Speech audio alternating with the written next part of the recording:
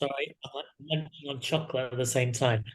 Yeah, run me through where Uh, you're at so everyone else knows as well, and then we can just go through it. okay. So, or where do you want me to start? Wherever you feels best, man. So, just for everyone else's benefit, my client Felix, I think 2 weeks ago, we started pushing him a bit harder with a protein spared modified fast. So his macros are right down to like 1300, How's he feeling? 50 carbs, 50 fats. Sorry? How's he feeling with it? He says he's feeling all right. Then today he actually it was his check-in day today, and I saw his photos, and that definitely told a different story. He's looking like really flat. Mm. So I've actually just kind of preemptively gave him a refeed today. Okay, yeah, Um, that's not a bad idea. and then he said that he actually felt like he's feeling it, full feeling that he needed it. Um, but yeah, I think the main concern is he's going to Japan on Saturday for a week, and then he flies into Bangkok on the Friday night, 10:30, and then the shoot is scheduled for the Saturday. Can't do one on the Sunday or Monday. Like Mm. pretty much has to be on the Saturday. So I was gonna can I show you photos of where he's at Yeah, yeah, I've today? let you share screen. You can share if you need to. Oh, sweet. All right. Hopefully is let's see which one it is. Well, I had it What open. does chemo watch on YouTube, eh? James Smith Ah, he pops up, yeah, always pops up. with his nootropic drink. Yeah. Have any of you guys had it? I haven't had it. I think it's almost a great drink. I think it should have been split in two though, because I think like your theanine, your rhodiola are things to bring cortisol down and theanine, and then you've got caffeine in there. The two things that almost counteract each other. So I would have made it like an AM drink and a PM drink. That'd been awesome. Oh man, those lower abs are coming through more than what we saw the other day. Yeah. So yeah, he's obviously been pushing hard. Cardio is right up. Training volume for like weights has decreased. But if I look at him here, it looks like I mean, he definitely looks a lot less full than let's say here. I He think will do though. I wouldn't worry about that too much. It's a necessary rite of passage. okay. You'll fill him out. Like if he's having a refeed went today, Yeah. yeah, you'll find out if he'll look full tomorrow. Okay. Cool. How So much have you yeah, given him? that's where we're at. So in Japan, what does he need to um be like? Do we just stay on the same protocol as much as possible? What do you guys think, Lorenzo, Kevin? Lorenzo's actually already given me some really good advice. Thanks for that, by the way, mate. He's smashing these photo shoots now, right? Both of these guys are right. These guys have done more client photo shoots recently than I have. That's why I'm opening the floor. Yeah, Kevin, You know, give me your wisdom. what's his experience with travel? Like, has he traveled much? Does he travel Question. quite often? I think he does. Yeah, he like it's part of his job that every now and then he has to. So he's quite a listener at, we'll say eating out to a degree in relation to his macros. Oh, like how disciplined can he be? Is that what you're asking? Yeah. What does he have available to him? Like when he's going to Bangkok or wherever he's going. Sorry, is it Japan. Bangkok, he'll be fine. Tokyo, I think he'll be fine. Does he have kitchens available to him? Like, is it at hotels or apartments he stayed at? He'll be in hotels, but Yeah. he's going to be meeting clients. So there might be some moments where he has to, because in Japan you're not allowed to. You've got to be really polite and stuff and accept what they give you, I believe. Okay. What's the cuisine like in Japan? Like, It's actually pretty good. like protein based. Like the thing was with him, like, because he's on football calories anyway. Like he doesn't have much to choose from as in variation wise to over confuse him. So the main thing he's going to be looking at when he does, whether it's by himself or eating with clients, I would say is getting some form of lean protein with some vegetable. Yeah. Yeah, I think that should be fairly easy for him to do. Um, And then in terms of the flight, that's the thing that I'm actually worried about, and the water retention. What I do with a lot of clients with flying is the ones that can simply fast. Okay. Because again, you know, from a digestive standpoint, but even from any sort of water retention standpoint, and it takes any sort of stress off the client when they are. So all they have to focus on is have a coffee if you want, have some water, enjoy the trip, get to your destination, and then get your meal or focus on eating to a degree. I generally, with a lot of clients, depending on the client, of course, and the phase individual, but especially if it's similar to your client here, remove the eating phase out of it. I've always found that clients feeling up better on the back end of it. Okay. Right. Okay. Wait. So what is? So sorry. To be clear, when he arrives, just fast until after the shoot. But how close is the shoot to him arriving? Sorry. How close is the shoot to him arriving? It'll be within the 24 hours for sure. So 12 to 18 hours. You know, if that was the case, where is at this standpoint, you know, I would be looking just more so, you know, I wouldn't mess around too much, okay, with pre-carbing or anything like that with that period of time. It doesn't matter, you know, keeping someone full through a bit of protein, hydration, sodium, that sort of thing. You know, we could do, you know your clients a lot better than I will, you know, a couple of hours or an hour or two before the shoot, you know, getting some simple sugars into them potentially, looking at that aspect of things. Okay. You know? Yeah, you could play around with you could play around with the amount of water he has, which is going to be tricky when he's traveling. This is the difficult thing, right? So like, there's an element of this that's like, while it might not be ideal, it's the cards you've been dealt. And it's just sort of like, let's just try and make him look as good as what he can. If there's a bit of water retention, So I think the first thing to say is I would get on the day before his flight, probably in the morning. So if he flies out, what day does he fly out? Friday? Yeah, next Friday. Friday morning? Evening, 10:30 p.m. Okay, cool. So maybe like Friday morning where he's a bit depleted, get him to do a few push-ups. If he's got a band or two, do a few bicycles, get a pump. Get some photos against a white wall, a little bit like this. You've got a fair comparison when he's probably at his driest, just in case he does hold a bit of water. It's not a hugely long flight, so it might not be as bad. It's not like it's a big long-haul flight. And then you can maybe play around with, in peak week, play around with water a bit to sort of just like get a little bit of water off the skin anyway. So there's not, like, if there is retention, you're bringing him probably back up to where he would have been if you hadn't played around with it. So over the course of the week, like, how much water are you drinking at the moment? He's on 3 liters. 3 liters. I'd probably sort of like start probably from the weekend, from his trip, sort of gradually seeing if he can go. Again, this is a bit hard with his travel. So like, phase the idea and see if it's realistic for him. Getting up to somewhere around about 6-7 liters of water a day, and then drop it around about probably on the day he flies. So like back to 3. Okay.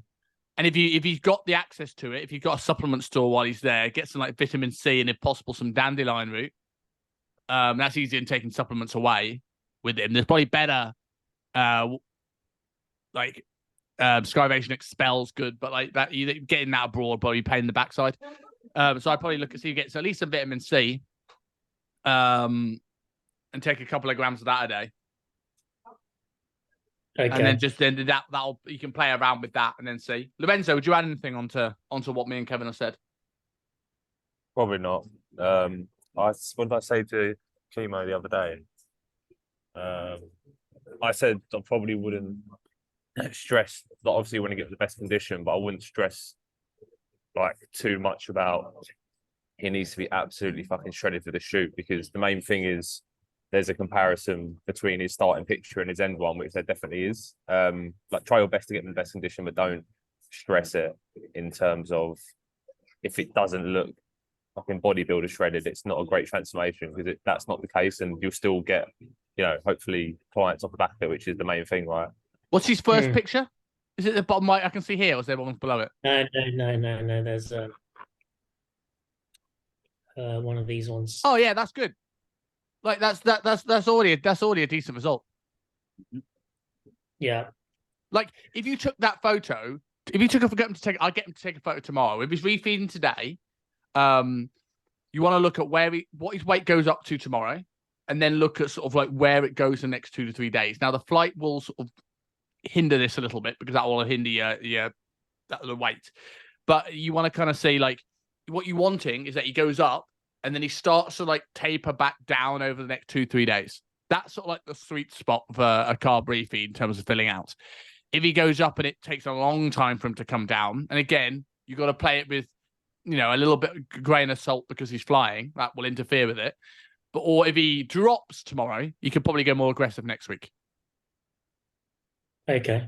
So, But, like, so if he's essentially, if he's just to hold that thought, but like if he's flying and he's getting in and going straight into the photo shoot, maybe just, as Kevin said, maybe just ease off, and then when you get to the back, just have some simple sugars on the way to the shoot, like a bottle of Coca-Cola or something. okay. And so we're basically still pushing hard next week. Till Yeah, the I would bitter say end. so.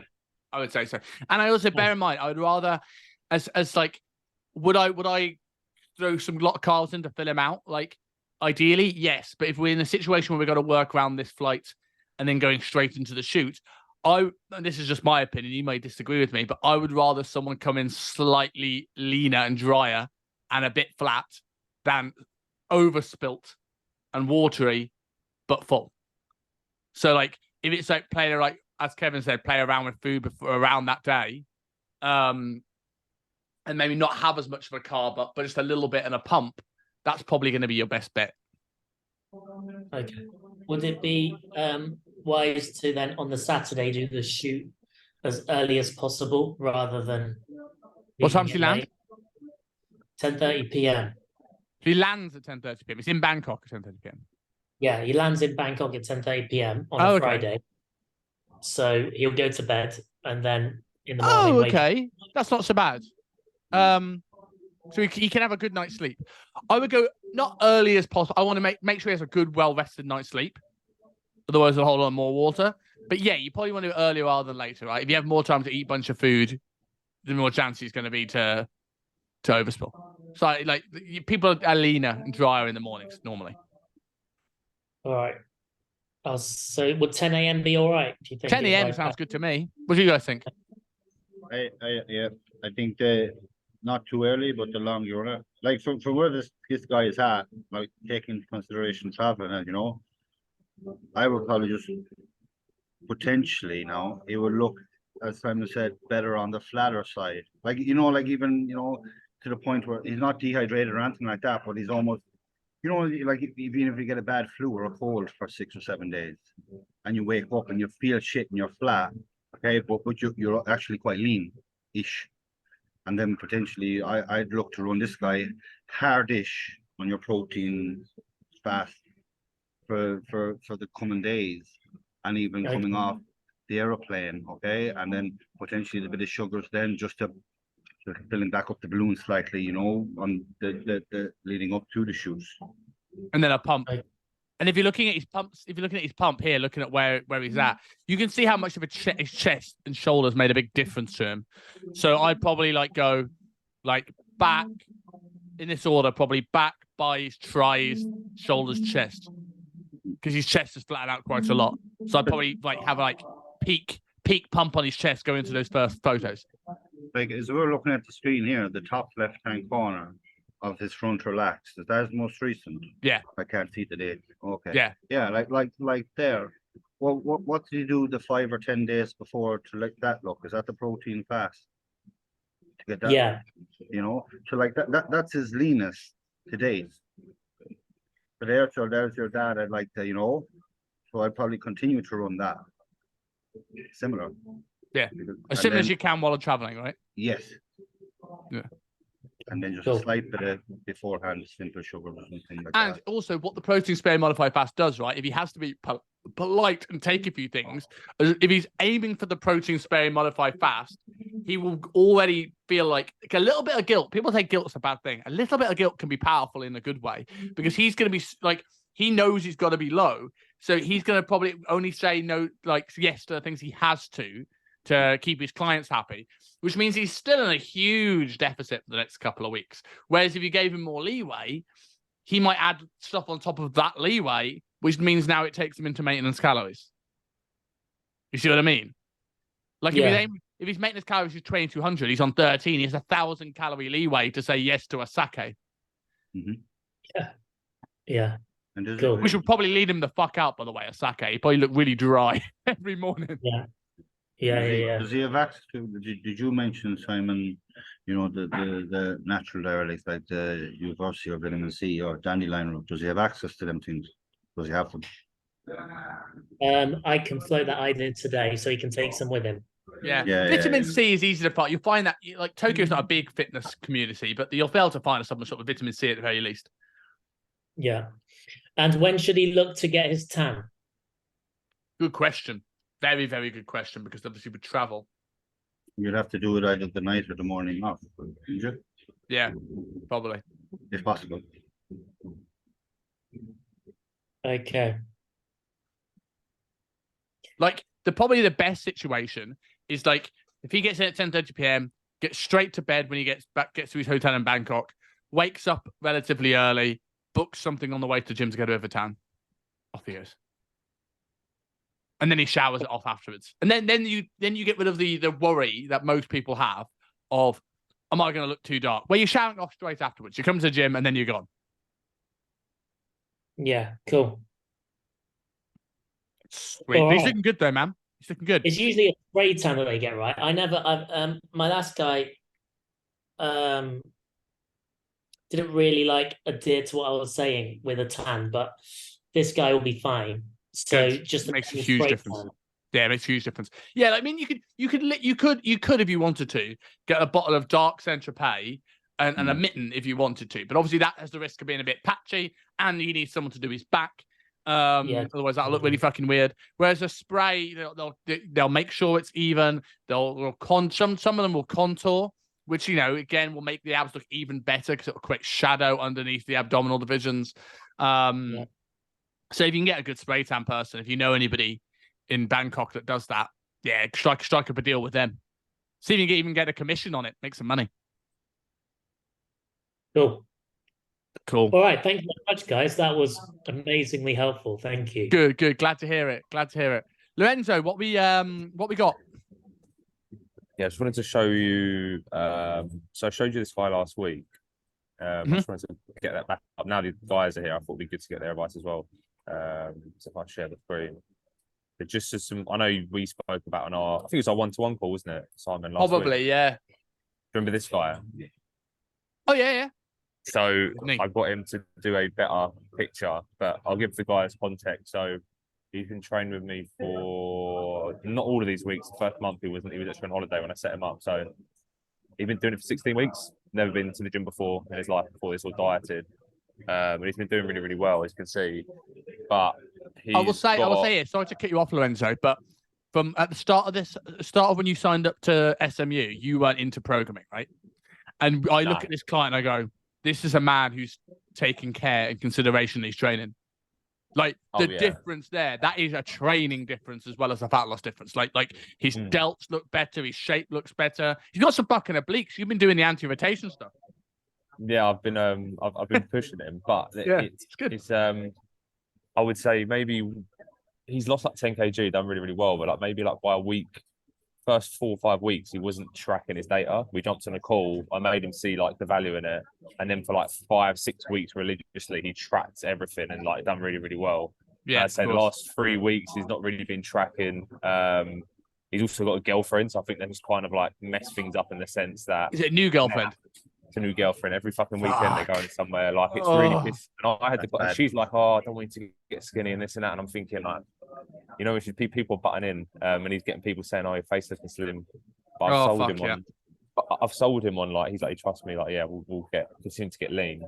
But if I get his new girlfriends, whilst you search for this, new girlfriends are the worst, man. It's the death sentence for a transformation after time.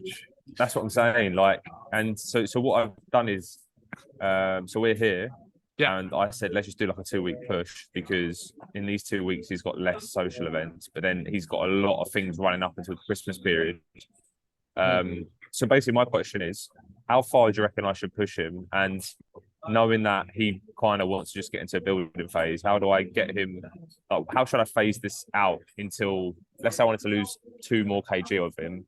How do you reckon I should phase this out, knowing that there's a lot of stuff going on over Christmas? And I just, you just know that he won't be tracking a lot of data over the next 5 weeks because he probably values his social life over Christmas more than maybe other things. Yeah, I'm gonna let the other guys jump in first, but one thing I will ask to give a bit of context here. When you say 1,600 calories at the moment, is that straight 7 days?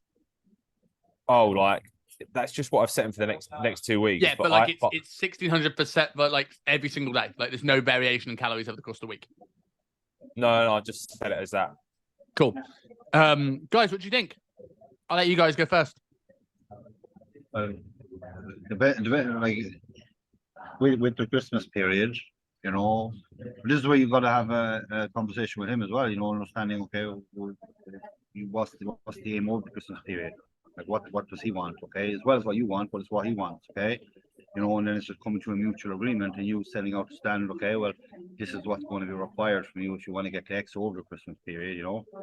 And then it's more finding ways. Okay, if a lot of the social events are around the weekend, the Christmas period, you can go, 5 low days and potentially 2 high days with the nutrition then. So he has that buffer for the weekend, which is probably more than likely, because over the Christmas period, he doesn't just have this fucking new girlfriend to deal with. There's work colleagues, family events, and he's probably used to letting his hair down, as many of us are, for fucking whatever the 2025 Christmases he had before this. So in essence, again, potentially, okay, setting himself up and setting you guys up for a good transformation coming out the back end of Christmas might be better than running him into the ground during the Christmas period. No, so my thoughts were, because these next 2 weeks are when he's not busy. That's why I've kind of pushed the calories low and just push him for 2 weeks. And my idea was, I was going to put him 1,600 until Christmas, but my idea was like 2-week push when he's got the time, and then I was going to reassess and then think about how to bring the calorie. I was thinking, like, do I go maintenance over Christmas or just a shallower sort of deficit, and then pull the plug in the new year for a month just to strip off the last whatever and the damage from Christmas, and then go into a reverse building phase? Here's what I would do. I think you would. I would go a smaller deficit, but I would I would go a smaller deficit rather than the big deficit. But I would have I would then talk with him on a call, go through his events one by one, and then probably have like almost a bit of a carb cycle where we have low day, medium days, and high days. And the low days would be a bit grinder days, right? They might be lower carb, they might be lower calorie, but that allows him the resources to have some of these social occasions or for some of these Christmas days. So if he has this, and you set it in the week, probably ideal around certain training days, but you can go, look, if you've got an event, move these around, but as long as you have, let's say 2 medium days, 1 high day, and the rest low days across the week. That's what we're looking for, and that at least means he builds this awareness of, for every high day he has, he needs a low day. Yeah, if you see what I mean. So he's not like it's just sort of spiraling out of control, and then one day follows into the next day. He at least has the awareness of, even if one day goes crazy because it's just a big social occasion, at least he goes, right, okay, Tuesday needs to be great. And then I would run that with a small deficit, and then give him a 4-day maintenance diet break from the 22nd until what was it? 1, 2, 3, 4, 5. I give him like a week diet break. Yeah. From like the 20th, 21st to the 28th of December, because that's then the week of Christmas. Question as well, knowing that I just, you just get the feeling, like, obviously I've told him and to try and get him back into like tracking this. I know he's like makes good choices, because he wouldn't get to this point without making good choices so far, but he's just not accurate. He's not like, as in like tracking nutrition at the moment and things like that. So my worry is, like, if he's not doing that now in that Christmas period when he's busy, me giving him low days and high days, like, how's he going to know if he's on them if he's not tracking? And I've told him and he's still not doing it. Have you told him that? Have you told him that exact sentence?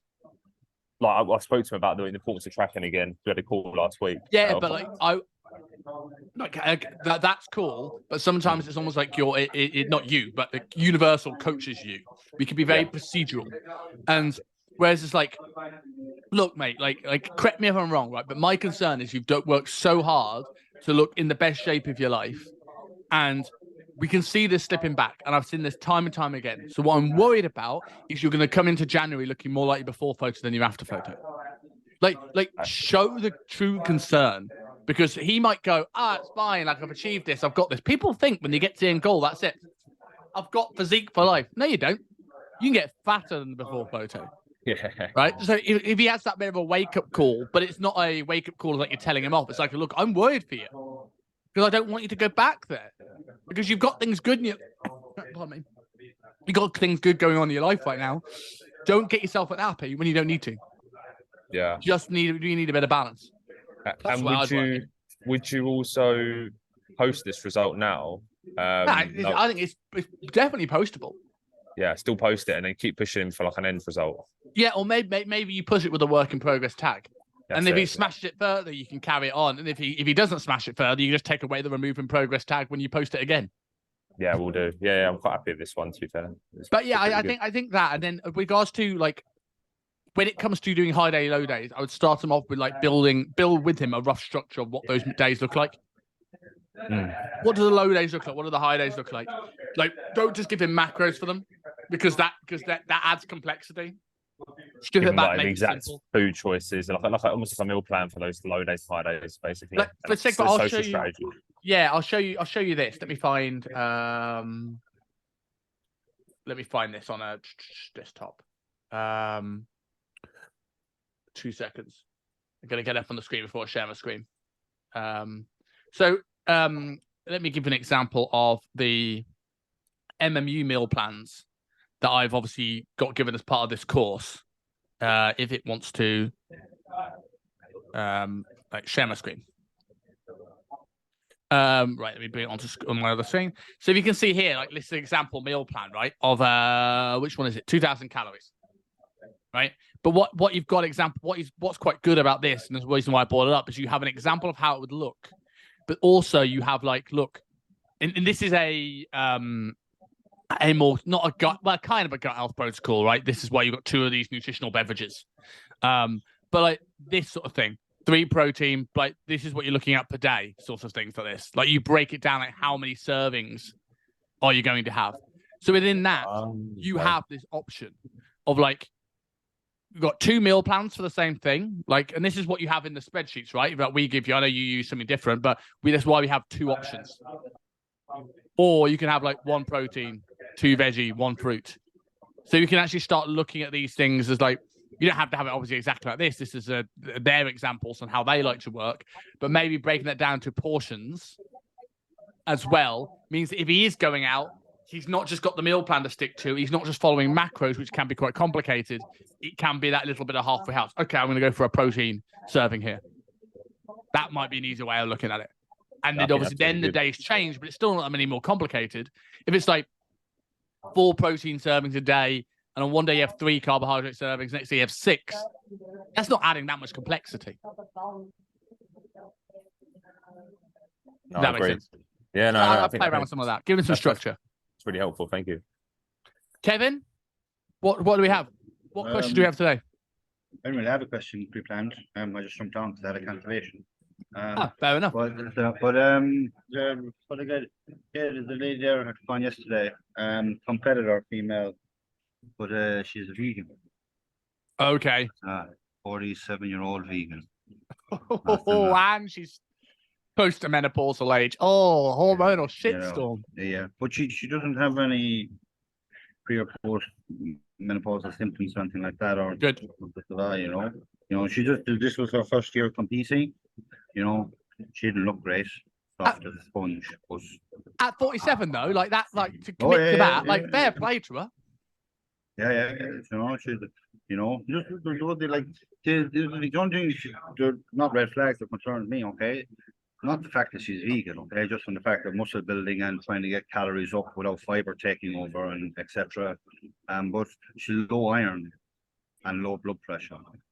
Now I know there's no fucking one thing to say, right, this is why, it might be multiple factors, but anyway, you ever come across them two together with female clients or? Oh, absolutely.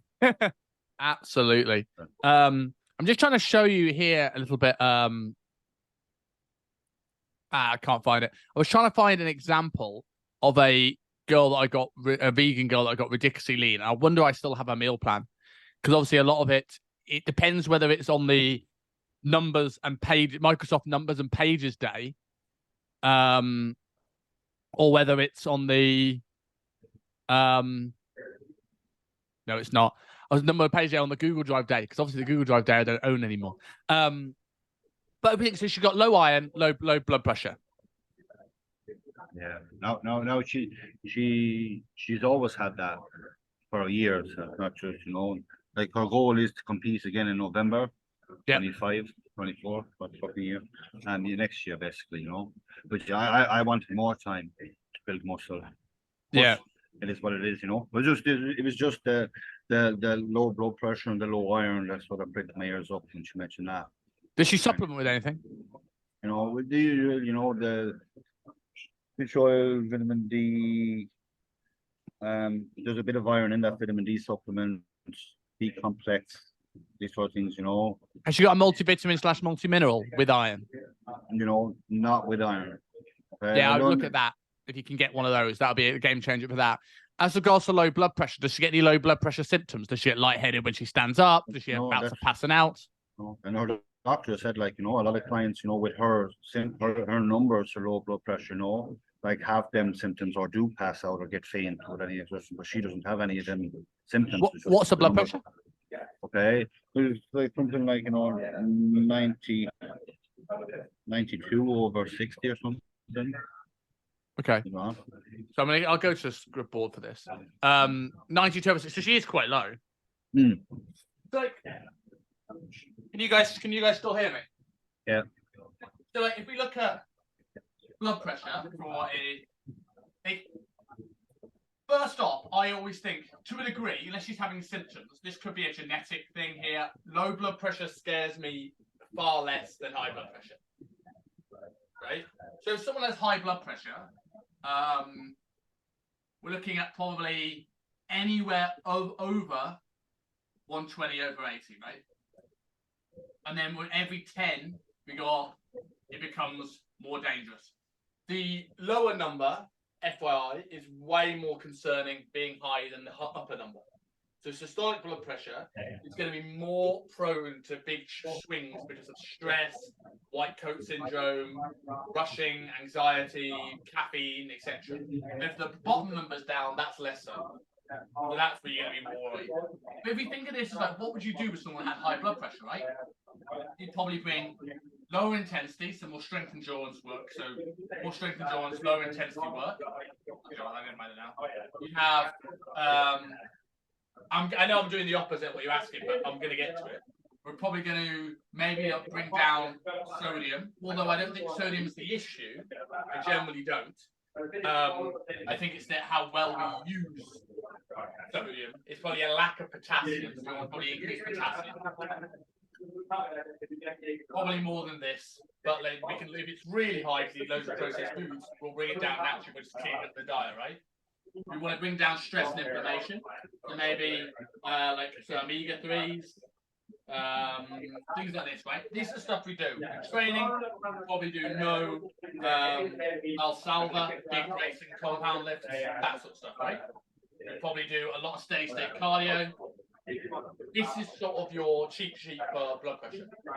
Now, that'll get people down to this nice middle ground, which is somewhere between 115 and 75 being the gold standard. Now, what do we do with somebody that's low? We do the opposite. So have training maybe more on the higher intensity route. You might find that we actually start to increase sodium. Now, she's just competed this year at 47. What's her training history been like? Which? What's her training history been like? Like, what's she done up till now? Obviously, they've been training for many years. No. She's a beginner. I would class her as a beginner. She's been training, for about 3 years. She's a cardio bunny, though. Yes. Okay, She's so- one of the, like, she does, you know, she'll do about, 7 or 8 hours of cardio a day, and she does weight training 6 days a week, but it's not weight training, it's fucking around her head. Well, now we might see the reason why she has so low blood pressure, because she's probably ridiculously conditioned. So maybe you want to sort of bring down the steady state, which obviously would be a bit of a mental battle, right? And increase higher intensity work. Whether that's high intensity weight training, cardio, or a bit of both. What I would start is throwing in, maybe taking out a couple of those steady state sessions and replace it with interval training. And then at least then you're not taking away her cardio, which she probably feels that she needs to be lean. When actually, you might be causing stress on the body here by being in a position of low blood pressure because we're at homeostasis. You might find she tightens up by doing more high intensity work, more like functional hypertrophy more than hypertrophy, maybe even in delving into the strength zone, if she's structurally sound enough to do those lifts. But you can do it on machines. You probably want more high intensity work. For her, you probably want more sodium. Now, while I don't think too much sodium is the problem here, I often think too little sodium is the problem here. Right? Because people are often scared to piss of salt because doctors tell you it's going to make your heart explode. It fucking isn't. It's probably insulin resistance that's making your heart explode. It's lack of potassium that's making your heart explode. It ain't sodium. And people often feel lightheaded when they don't have sodium. Right? They're not hydrated when they don't have sodium. So I think if she's someone who's 47, clearly been health conscious for a while, cardio bunny, I presume she's probably scared of salt or scared of fats. And I bet, and correct me if I'm wrong here, right? But I would assume that's probably the case. And as a vegetarian diet, she's probably got tons of potassium and far less sodium because she's not consuming meat or processed foods. She's a bit more health conscious. Would I be right in that? You would be. So I get to salt her meals, add in some HIIT, throw in some high intensity. Was it like like the likes of electrolytes that They'll do. have like I use like Dr. Dean's supplement needs electrolytes that are quite high in potassium also. Yeah, I mean, again, I don't. It's about a balance. So like, I'd probably throw in something like that, and then I'd probably just make sure she's salting her meals. So just add some whatever. They don't have to be like Himalayan salt from the highest peak in the Buddhist mountains. It can just be potato salt. And that's what I'd work on. Other than that, if she's not feeling any symptoms, so like just sort of like see what you can do. It doesn't improve as long as it's not damaging her health. Like low blood pressure, as I said, it's way less damaging than high blood pressure. High blood pressure also doesn't show symptoms, but it will make you keel over one day. And then with you touched on you generally more concerned about high blood pressure than low blood pressure. Would that be the same thought process with iron? If someone had high iron, you'd be more worried if they had low iron. Switch, probably. Because low iron would cause a big higher risk factor for things like anemia. Because would you in that case, like where she has low iron, would you be potentially better off supplementing with direct iron, like not iron that's in a multivitamin or multivitamin. Yeah, you can do. Direct iron. Yeah, you can do. Like, I'm not surprised she's low in iron, right? Females tend to get through iron more and need more demand for it. And then if you add the fact that she's vegan, which means she's not getting it from a food.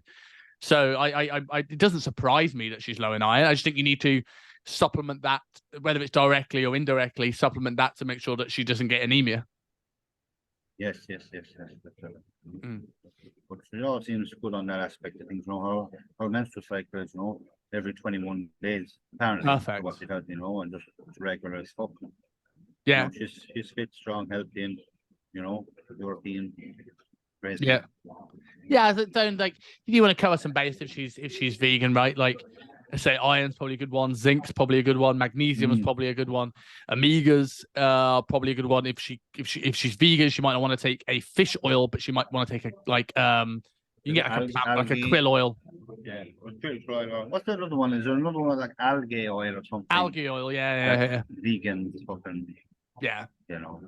I'd also maybe supplement with an amino, like if you get vegan amino acid product, just because I find it's often difficult to get all the amino acid spectrums you need to cover your bases, because it becomes like a bit of a, not only you're tracking macros, but now you're tracking amino acids. Have I got enough leucine to isovaline? I'm like, just have an amino acid supplement. Because she takes a product which is vegan EAAs, right? Yeah. But I don't get what difference does that fucking make from standard quality AA supplement? There'd be is it made in the same environments as meat-based products or like dairy or whey? So even though it's not whey, that generally amino acids are vegan products, but if they're made in the same vicinity as a whey protein powder, they might not be classed as vegan. That's and it just depends how vegan they are. Like I think veganism is a spectrum, right? Like we've all seen that. I'm assuming you've all seen that TikTok at the moment where that girl goes, "I'm a vegan for the last 10 years, but I eat eggs." Yeah. Because the eggs are organic, which means we're fed a vegan diet. Yeah. You know what I mean? Like, Yeah. there's a spectrum from her to I don't eat anything that casts a shadow, right? But she's vegan because, you know, growing up in Hungary, didn't have much money, and she was just fed shit fucking meat sausages all the time. Just put her off. Yeah. And Fair now enough. she's just, you know, but now she's just anti, you know. But the thing is, you know, when she talks to her husband or any of her friends, if they have any issues, because they eat meat. You know, like if they have any issues, she says, "Oh, yes, it's because you eat meat." You know. Oh, for fuck's sake! Yes, I know. But, you know, like like I have no issues with anything, despite my recent Instagram argument with a guy. I've no issue. If you want to be vegan. You just need to supplement it, right? Like if you can supplement it, you're all good. You know. But like the family just looking at protein products, you know, like temp and tofu and all this fucking. You know, once you're hitting, you know, quality, you know, getting essentially quality enough protein in and hitting your calories, you know, so the plant matter with vitamins and minerals and fiber take care of itself to a degree, you know. Yes, I'm very brutal with vegans. Not brutal in the sense of like I'm hard on them, but I'm very expectation management. It's like, look, if you want to get shredded, like I have no problems with you being vegan. We'll make that work and we'll get you shredded with it. However, what you've got to understand is that you're going to have less variety of food than the average dieter, right? So if you want to do this, you have to set that your choices of food is going to be smaller because you've already self-selected yourself out of the majority of protein sources. So you have to be okay with that if you want this. Because otherwise you'll get people that are saying, well, I'm bored of tofu. Well, I'm like, well, tough. Fucking tough. You chose this. You know, like, so like tofu's great. Seitan. If you get seitan, it's the best. It is an ultra processed food, so you do have that downside, but it's just so much protein, so little fats and carbs compared to most vegan foods. It's ace. And then I use a lot of amino acids and I use a lot of vegan protein powders. Like this. But her biggest issue is just with the amount of calories she needs because, you know, because she's 6'4", and she's quite standing, but her job, like she works 10 hours a day in a medical factory, you know, she's a supervisor, so her average step count is 35,000 steps a day. Yeah. You know, and then she wants to waist train 6 days a week as well as cardio on top of that and something. So she needs a lot of calories, a lot, you know. But yeah, it wouldn't be fun if it was simple, eh? No, they make it harder. That's them. They're not you. You just got to do what you need to do to make it work. So their job then to follow it to a degree. You know, obviously you got to be empathetic and things like this. But yeah, to a degree. Yeah. Sweet guys, has anyone got any other clients you want to go through or any other questions? It could be training. Chemo, go for it, man. One more. It just sounded like Kevin's got a difficult client, and it reminded me I've got a difficult client to chat with tomorrow. Yeah. So this guy is an MMA dude. Not MMA, BJJ. He's pretty good. Former athlete, so used to play Aussie rules. Big Australian dude. He is literally like, in fact, let's show you what he looks like. He's got a lot of muscle, you know, more than 100 kgs. He's more than 100 kg and very lean. Can you see a screen? Not yeah. It's showing that it was like loading. Let me try that again. Anyways, context. I've got a call with him tomorrow, and he's a bit of a know-it-all, this guy. And he's given me a heads up. I won't share the screen yet. What did he say? Planning tomorrow. So basically, weight program. Can't see it at the moment though, mate. Just so you know. Oh, it doesn't matter. I'm not sharing it yet. It yet.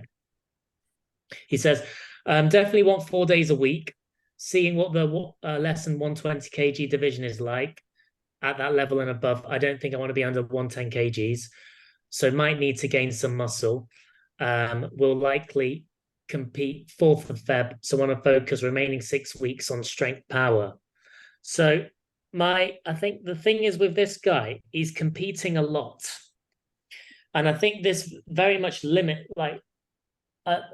thing I don't like with him at the moment is we're jumping around from goal to goal a bit too quickly. Yeah. First it's like, I want to get lean. 6 weeks later, it's I want to build muscle.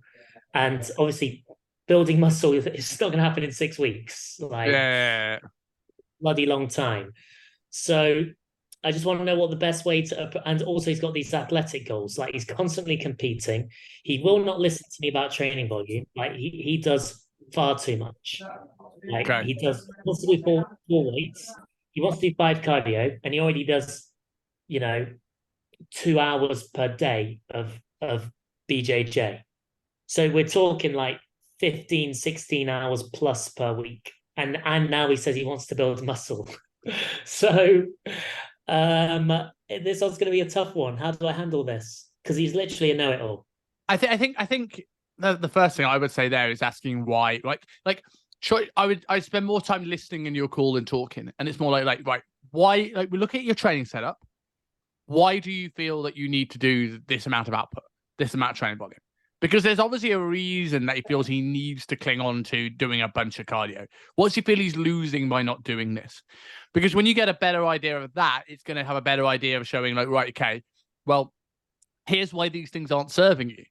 Because then you get an idea of what his motivations are. Oh, well, I don't want to be worse at my sport. Okay, cool. Let's talk about this. What do we need? What's your lacking? Right? And then we can go, look, and I'll go back to the whiteboard for this. If we're looking at like the way I think about competing goals, like if we, and this is often a way I explain it with clients, it's like if I've got say powerlifting over here. What do you say sport is at the moment? BJJ. BJJ, right? Which is probably more aerobic than anything else, right? So we've got BJJ somewhere over here. We've got sort of like marathon over here. Let's say we've got like triathlons, things like this here. We've got sort of like bodybuilding, sort of here. We've got sort of like strongman here. Then maybe sort of like CrossFit, like yada yada yada, like team sport, football, rugby. Although that's probably the wrong way around because rugby's more anaerobic than football. So we look at these spectrum of things like this here, like from totally anaerobic to really, really aerobic, right? If he wants, let's say if I've got a client that wants to be a powerlifter alongside a bodybuilder, right? These two things that aren't too far apart, we can make these work. But if I now want to go, right, if I'm going to want to do BJJ and compete at a high level, I'm probably now going to do a lot more aerobic style work here, which is going to be a massive caloric funnel, which then takes away from this bodybuilding goal. So like we can do it, right? But if you want to do this whilst this is where your food's going to need to be. And when he realizes that's an insane amount of calories, he might go, oh yeah, I can't do that. Well, then something has to give. It's your choice what gives, but something has to give. Does that make sense? Yeah. So that like I look at it this way, it's like you've got to set those expectations of like, as you said, building muscle takes time, right? So like first off, I would say like find out what's the why, in the sense of like why does he feel he has to do this? Why does he feel he's having this shiny object syndrome? And then when you understand his motivations, it's sort of like then it's much easier to take that information and reword it and like, look, I get it. Like you've got all these different competing goals at this moment in time, and I appreciate that you want to be winning your competition at BJJ, and that's a big social aspect for you. And I understand that you obviously want to look a little bit better. Out of these, which is the most important? Oh, I think building muscle. Okay, cool. So let me tell you a little bit about how long it's going to take you to build muscle. And then you kind of got that sort of thing. It's like, look, and sometimes I very much say, look, I don't make the rules. Like, it's not up to me how long it takes to build muscle. These are the rules we've given. These are the cards that we're dealt, right? Are you committed to giving yourself the time it needs to build muscle, or is that less important than this BJJ goal? That's fine. We can go down that route. There's a bunch of this or that questions.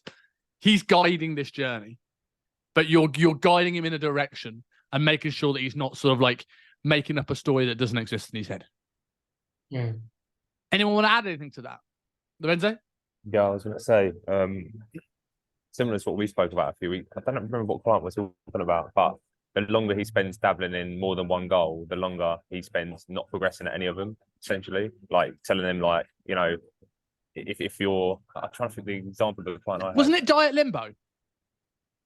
Was it? Because, yeah, okay. So it's my cousin. So my cousin who he's looking at all these guys, and he's a big guy anyway. He's wife in the gym, being strong, being big, and they're lifting more than him. He's young, so he obviously cares about that. And but he also wants to get lean, but he's dieting. He's like fatigued from dieting. But he's not losing any fucking weight at all for a couple of months. And I've just said, like, you know, you keep dabbling because you're not sure if you're going to build muscle or lose body fat. I was like, you spent the last 10 weeks doing neither, thinking you're doing one of them. I was like, pick one and work on that. Otherwise, in the next 3 months, we'll be having the same conversation about how you haven't progressed in the last 3 months. Yeah, and that's a good thing as well. Like future proofing, essentially, there is essentially like what you've done there is by going, look, people think they can go through the motions and it'll magically click at some point in their life. And you go, look, if you go down this route, we're going to be here in 3 months in exactly the same position. We might be here in a year in exactly the same position. How would you feel a year from now if you weren't any better at BJJ, you weren't any bigger, you weren't any leaner, and you weren't any stronger? Oh, that would suck. Okay, cool. Well, in order to have one of those things change, we need to commit to one of them, because otherwise it's going to be very, very tricky to do so. And because that was the thing we said. It's about that diet limbo territory where you've got so many clients that want to build muscle, but they're fatigued of dieting, but they've not gotten lean enough to finish dieting. Well, it's like, well, we can commit to building muscle, but the chances are you're a bit too fat to really do it justice, so you won't be able to do it for very long. Or you can faff about here and not actually get lean enough. So, like, the only way of doing it, like, I watched a video with Elaine Norton today on Instagram, and I was scrolling away, and he was talking about you can have seasons in life, right? Like, if you want to, he said to a guy who wanted to do his first bodybuilding show, and he wanted to compete in bodybuilding. He was starting a business. He had a new family. He was doing all these different, like, social priorities. He was wining and dining people for the business. He was like, well, people have this idea that they want balance. It was like, yes, you can have balance over the long term, but in each season of life, you might be unbalanced in a certain way. So, like, yes, forever, you don't want to give up your social life. But if your main priority is getting on a bodybuilding stage, then you're going to have to for a period of time. Like, it's somewhat inevitable. It's the old concept of the 4 burners theory. Have any of you heard of the 4 burners theory? So let's say we have 4 gas hobs. One is health, one is wealth, one is like family and friends, one is like business. We can maybe put 2 of them at full blast, right? But we can't put all 4 of them at full blast, otherwise our electricity or gas bill is going to go through the fucking roof. So we need to prioritize which of these we're going to be on full to cook things quickly, which of these need to go down to a simmer to adjust. I think that's sort of the conversation you need to have with him, is like, find out what is the thing he wants the most. And then try and get him to prioritize on that, and then just see what he does. But just make him very aware that if he decides to try and do everything, he will get nothing. Kevin, anything you'd add to that? Well, you pretty much hit the nail on the head there, you know. I would say to the guys as well, like, if you dumb it down, you know, what's the quickest way to learn French?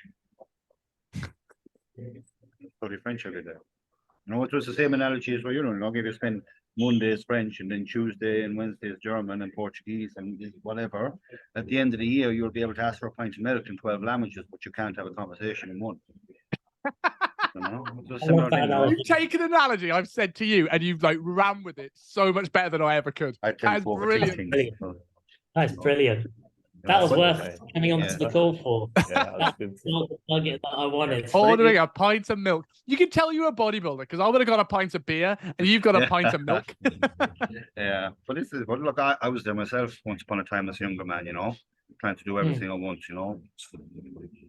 You know, you just learn to, but then it's just trying to, you know, you'll get that a lot of clientele. You're so delusionalized, you know, and it's just trying to, you know.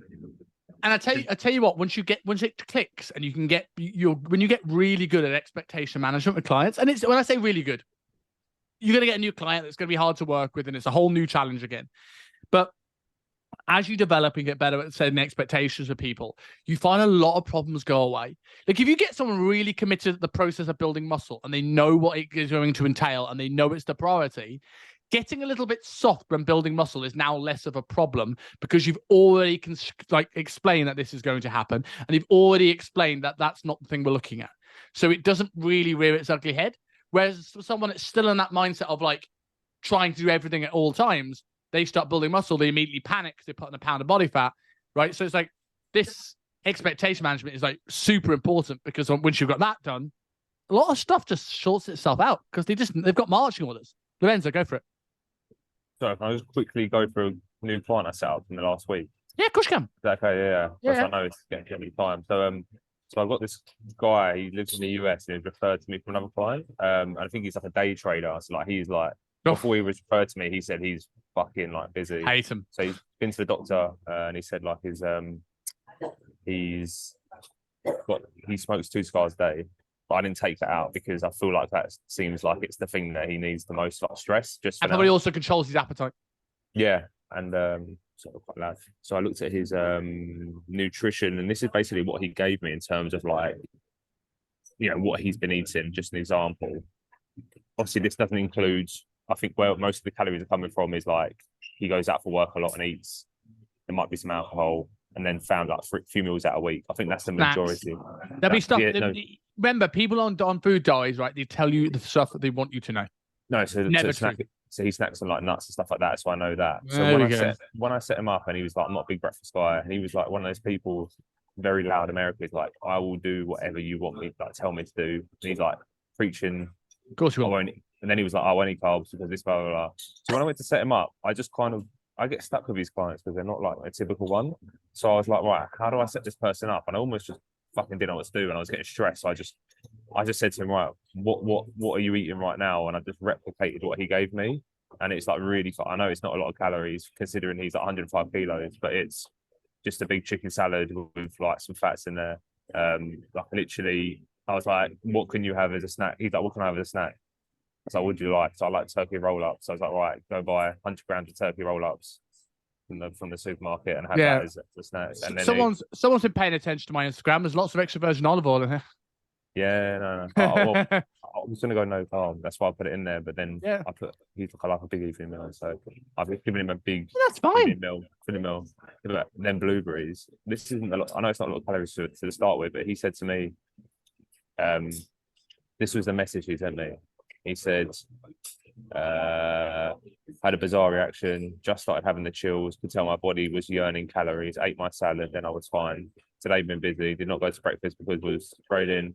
I think I need a protein bar or something in the mix.